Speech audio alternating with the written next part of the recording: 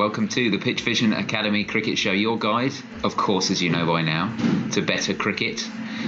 We're here to help you out for the next half an hour or so. My name's David Hinchliffe, I look after things. And helping me to help you this week is one very fine cricket coach.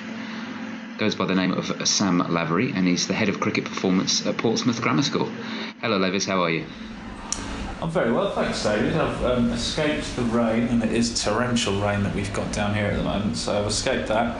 I'm at the hotel gym, which I haven't started yet. Hopefully I will do afterwards. Yeah. And just enjoying the time away from school, and there are a few little bits of cricket going on, and off to Lord's tomorrow, which would be nice. So yeah, lovely. Yeah, it's all fairly relaxed, but really enjoyable at the moment.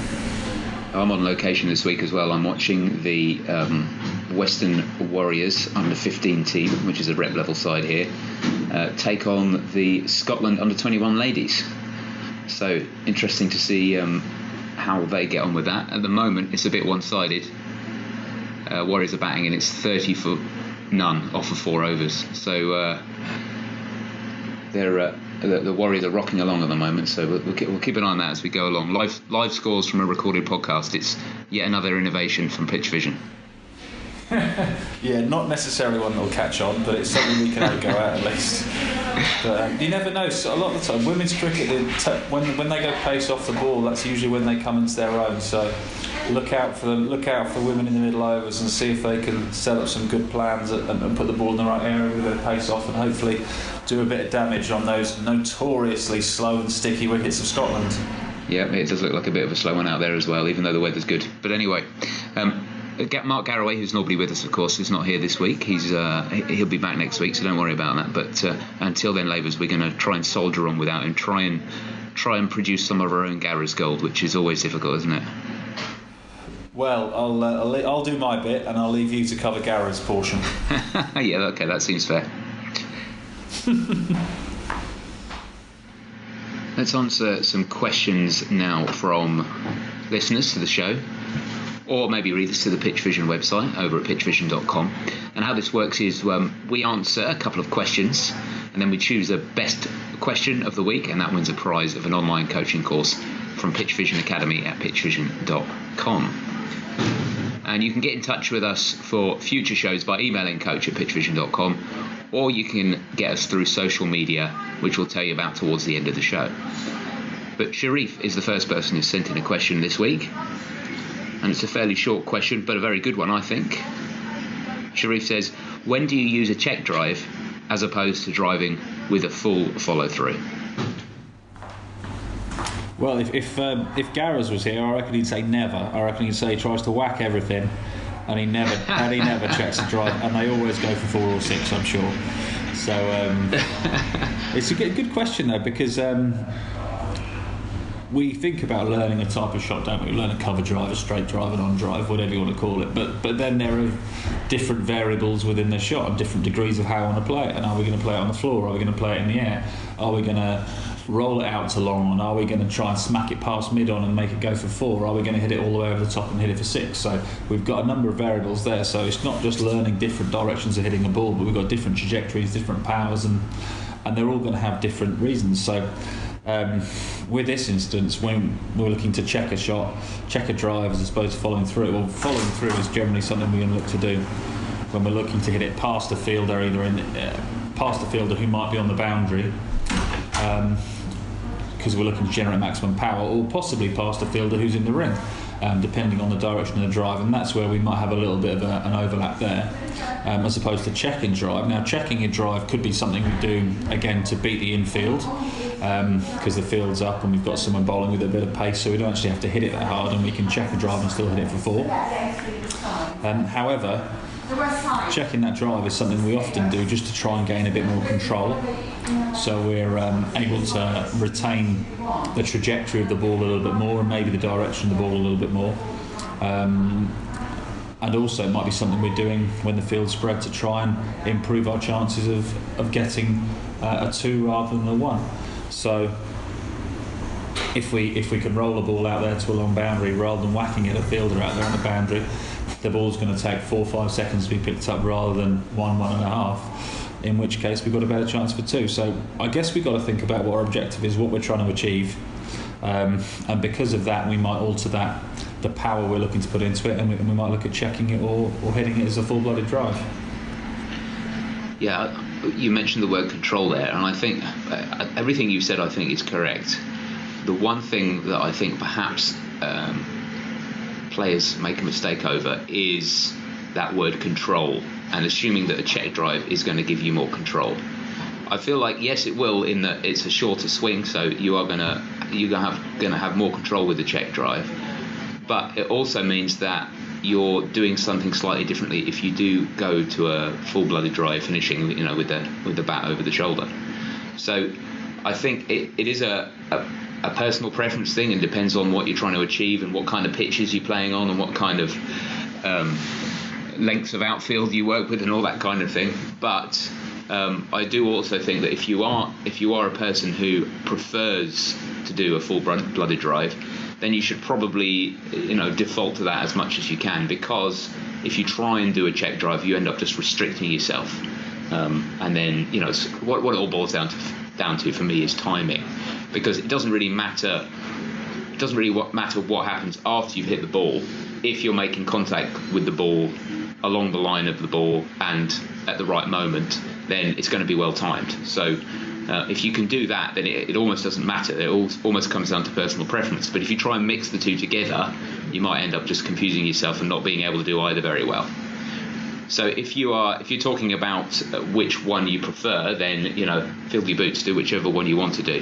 But if you're talking about trying to coach somebody, you might want to start them with a full-blooded drive. It might be a little bit harder to learn, but it will, in the long run, it will allow you to perhaps you can go backwards to a check drive instead of going forwards to a full-blooded drive.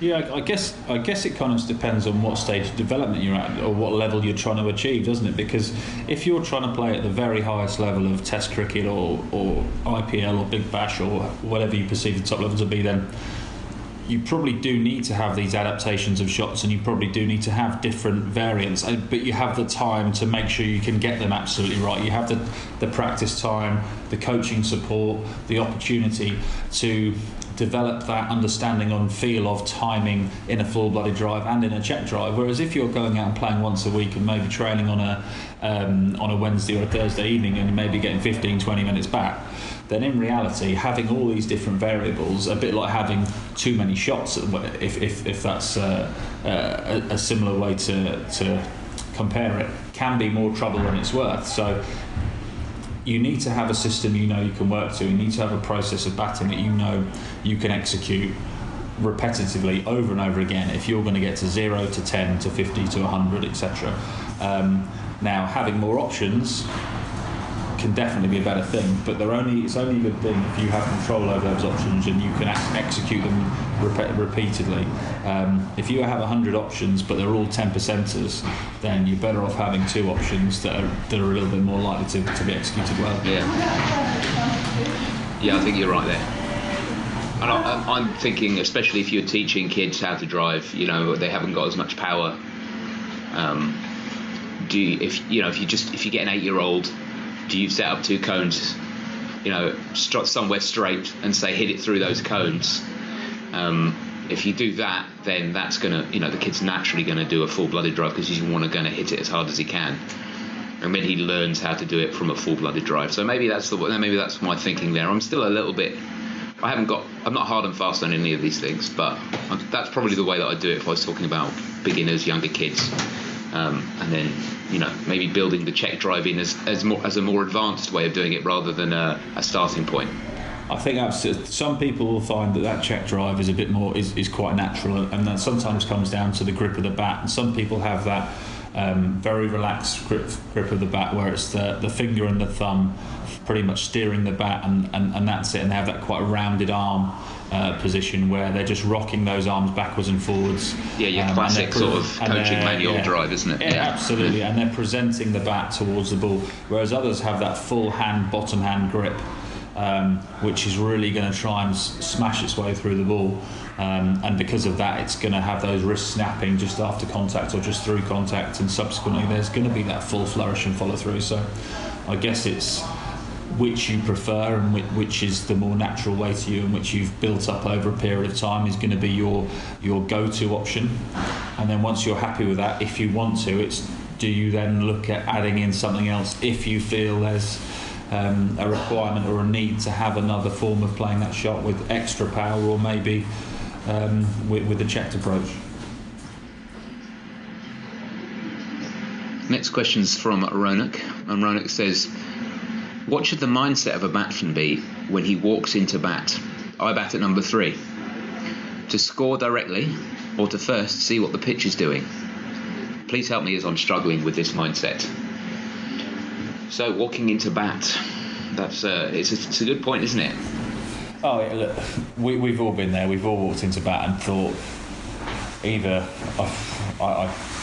I'm going to go out and whack every ball for 6 and we feel invincible, which invariably probably doesn't work very well. And we've all also gone out there thinking, God, this is doing a bit. I'm going to just try and survive. And can I be here in 10 minutes' time? Never mind, can I score 100? So getting that balance right is really important, but it's a tricky thing to do. And I guess you're in a slightly advantageous position of being at number 3, where you can learn a little bit, and that's kind of what we want to do. And we draw on experience from the immediate 2-3 minutes or 15-20 minutes or whatever we see of the game before we go out to bat, and also we draw on experience of the last 5 years, 10 years, 20 years, however long you've been playing, based on what you know about the pitch just by visually looking at it. So you will have games, and you see them on TV, where the pitch is a belter and everyone's looking at it before the game, and there's no question people are going to win the toss, they're going to bat, and the first ball, if it can do, Chris Gale's putting it out of the park because he knows it's flat, he knows the ground's small, etc. So his mentality has been dictated to, partly because of his skills, but also because of the scenario he's in. He knows he's got a pitch there that's not going to do a great deal, or is not expecting it to, based on his experience and his knowledge.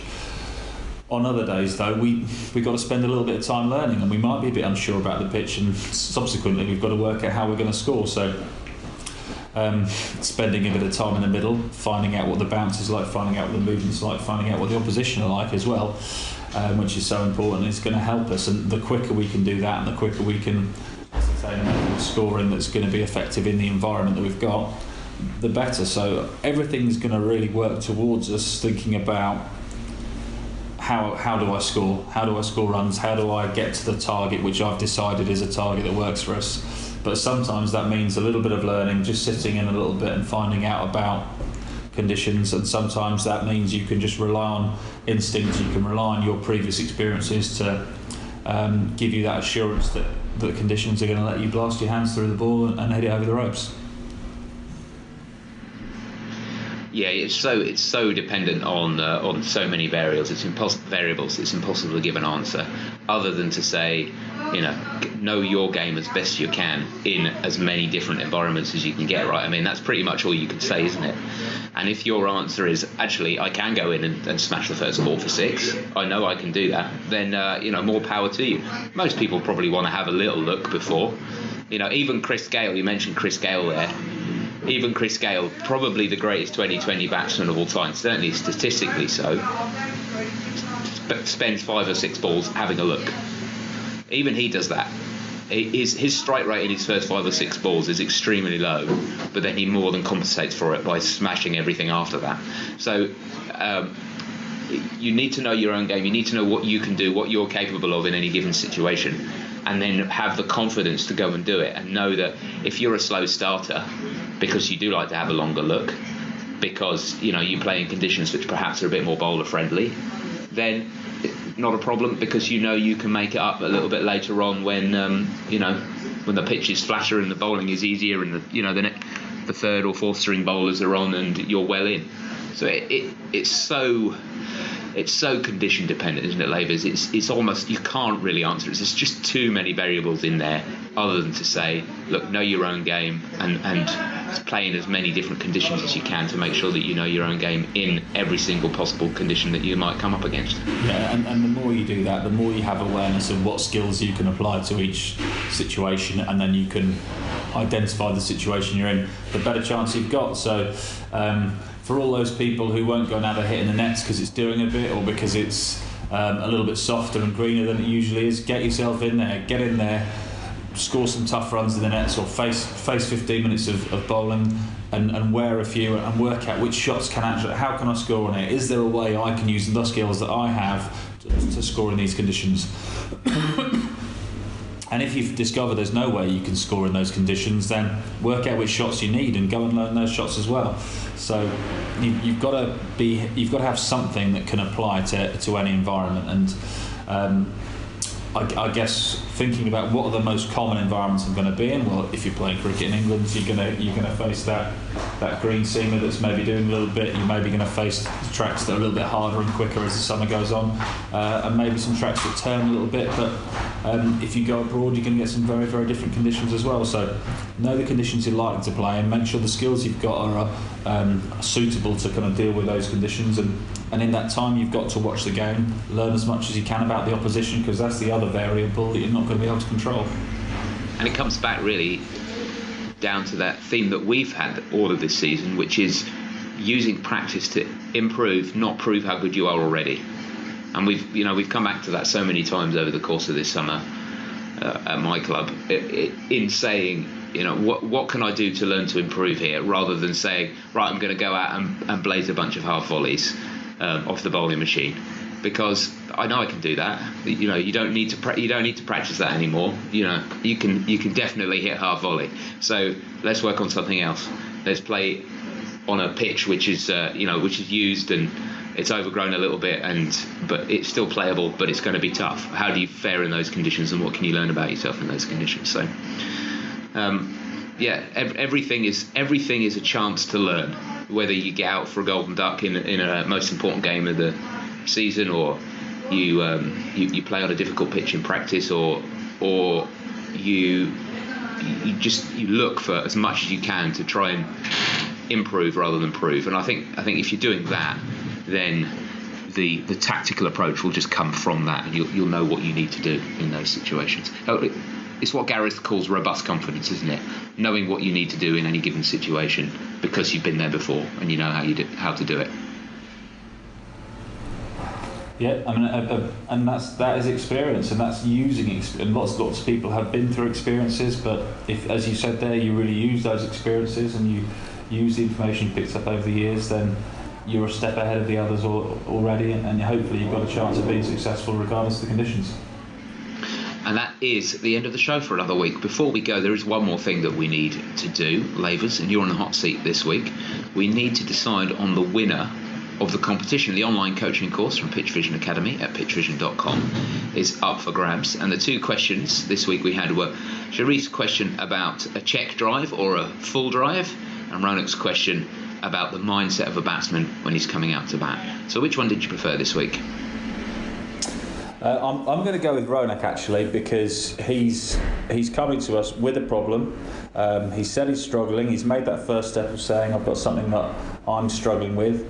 And I think it brings up a brilliant conversation, doesn't it? Talking about mindset and the conditions that we're going to play in, and how we can counter it, and how we can manage ourselves as cricketers. So really good conversation that he's brought up there. So I'm going to give it to Ronak.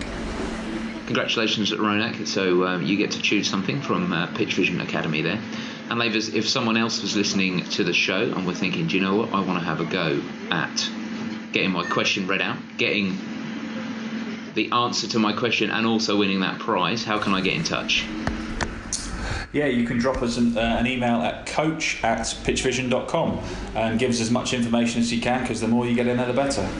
Yeah, that's right. We prefer a longer question that we can cut down rather than a shorter question where we have to sort of guess a bit at what you're trying to get at. So if you can do that, but we'll accept anything as long as it's a good question. You can also get in touch with us through social media. You can use the social media system on pitchvision.com. If you sign up there, it's free, and you can search for PitchVision Academy, send us a message there. You can also follow us and get articles and all other exciting things like that. You can find us on Facebook, facebook.com/PitchVision Academy. and Twitter at PitchVision Acad. You can listen to the show every week quite easily. Just go to your favourite podcast app, do a search for PitchVision Academy and tap on subscribe or click on subscribe and you're away there. It comes out every Friday. And if you want to go to the website, pitchvision.com/academy, then you can get all the old shows, all the old show notes, stream the show from there if you want to do it that way as well. Just click on the podcast link for all the details there. That's all for this week. We hope you listen next week, but until then, have a good week. Cheers, Lavers. Cheers, Dave.